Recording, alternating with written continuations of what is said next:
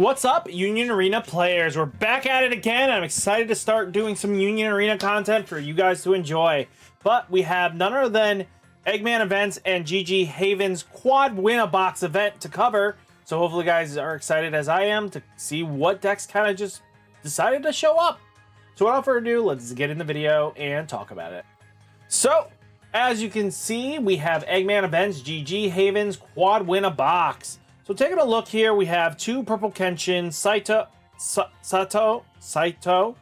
two purple bleach Byakuya Kuchiki, two green bleach Toshiro, and one yellow Kaiju number 8, Shinomiya, blah, blah, blah, blah, blah. We are gonna fail at names today. And then we get Toto. So, we had 27 players. That's not a bad turnout. Could have been better, but 27 players, no less. No red Kenshin to be seen. It seems like players are adapting or learning strategies, and it might just because both Toshi and Byakuya both got a relatively strong upgrade in support, and it might just be enough. So let's see what we kind of get with it. 8th place was a Toto, 7th place was a Byakuya, 6th place was Toshi, 5th place was Saito, 4th place Toshi, 3rd place Byakuya, 4th place Shinomiya, Kikero, and Saito. So I don't understand why they didn't just go with Kikero, because I would be able to pronounce Kikero, but apparently they wanted to give me the hardest name in the books and throw it at you. So I am completely sorry that happened. So let's get into it though. Let's take a look at the first deck. So we do have Toto. Long standing wise, this deck has been a MVP of the format. Mainly they do play Minwa. So this has been a counter to Red Kenshin itself. The fact of the matter is Miwa here is a double attacker and is forced to block when it can. Because your opponent, this thing is just going to go back to the energy line, you're just going to move it up the following turn with a double attacker. You're never losing out on this card, so it has an extensively great value to power market that you're going to be using because A, most likely you're just going to keep it because being able to double attack every turn, even though it is a 2K, is still pretty threatening against a Kenshin deck that needs to be able to be aggressive as can be. They don't really kind of make that strategy that crazy, but being able to have Miwa being first to block means that A, you're not taking as much damage as you thought. Now, we do have none other than the Byakuya list. No surprise here. I was kind of feeling like this was what was gonna be happening, right? They were gonna play the Renji with the Byakuya. This was kind of set in stone. This is why I picked up a lot of these cards in advance. I think this was gonna be the best outcome. I love that Soifon, the card that most people sleep on, is in this list.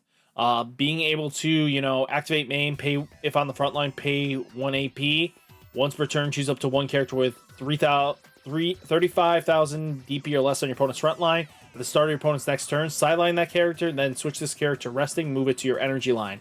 So, you don't mind Soifon just doing that little dagger poke, boom, get it off the board, right?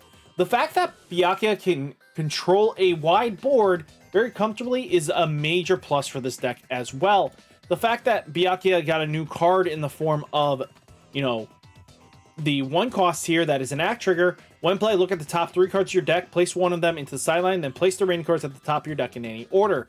Being able to filter a little bit, just being able to place one card to fuel your grave when it comes in is phenomenal, to say the least. I just wish it kind of gave you the trigger count, but by the looks of it, it only has 4 non-triggers, and it is the Byakuya Kuchiki from the new set. Choose up to one character on your opponent's front line. It loses 1,000 DP until the end of turn, which is not terrible, right? You know, having the fact of the matter is you have the color trigger that's going to be able to do this, minusing the DP threshold.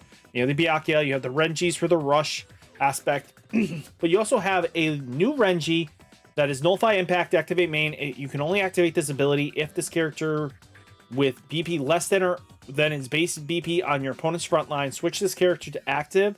Then you may only activate this Renji's ability one time each turn.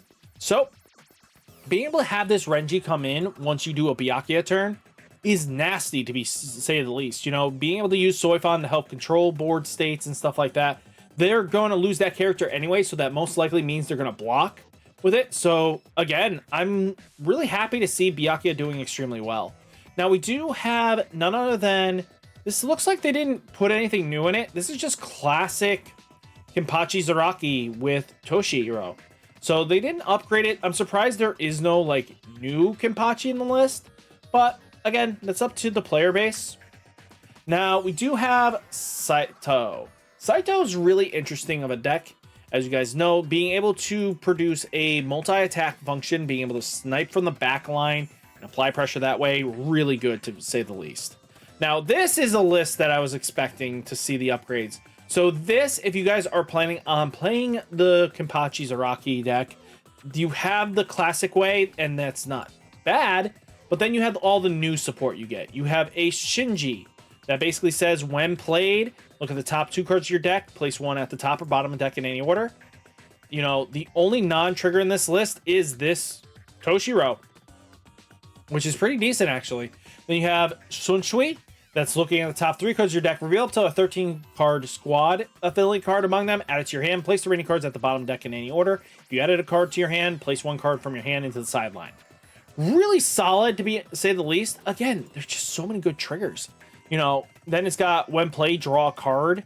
You know, the advantage that the 13-card guard squad gave to this deck is kind of crazy to me.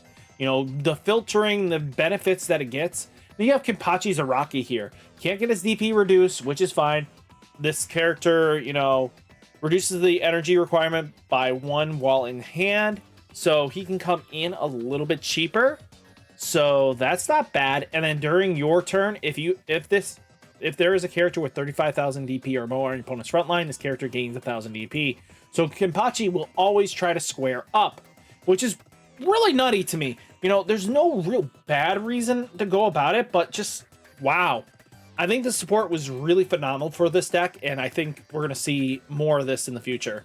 Now, as you can see, they're teching in Soifon as well, but they're also teching in, so they went to 6 non-triggers. Again, Soifon's a great target. You know, Renji's going to be able to give you a draw filter, so if they're feeling like the draw was needed, not a bad call. But again, minusing the board, making your opponent have a bad time. Now, we do have Kikuro. So this one's very interesting to me. I'm surprised it wasn't the other one. This is doing extremely well. Some players do sleep on certain decks. But again, we also have a very different meta than Japan. So again, her whole stick is basically, you know, the energy required number of characters with 3 required energy is on your front line in the same line. That's why you play a lot of these 2 to 3 drops very comfortably, right? You have a great raid target for her.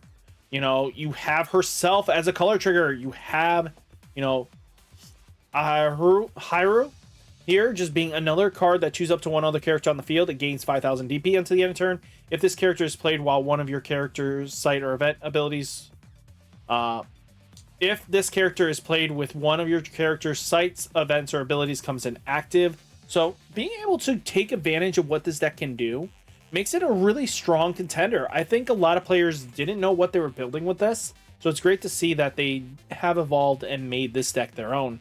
Now, and then here is the first place list. Very stock list. No surprise there. The only thing is Yumi. Yumi is just being able to filter a card at 1 cost, right? You know, the deck does extremely well for itself, and there's no real bad card combos that you can do with it. The deck is a very pilot depender, and it's really cool to see that we didn't see Red Kenshin. A lot of people were screaming Red Kenshin's going to always dominate, but in a smaller event like this, it proved that Red Kenshin wasn't the deck to take. You know, you have Byakuya and Toshi just doing extremely well. You know, just that small bit of support that it got in the binders was enough to make the decks a lot more scary to deal with. But what do you guys think? Let me know down in the comments. Did you enjoy the video? Hit that like button, that subscribe button. Stay safe, stay healthy, and I'll catch you next one. Peace.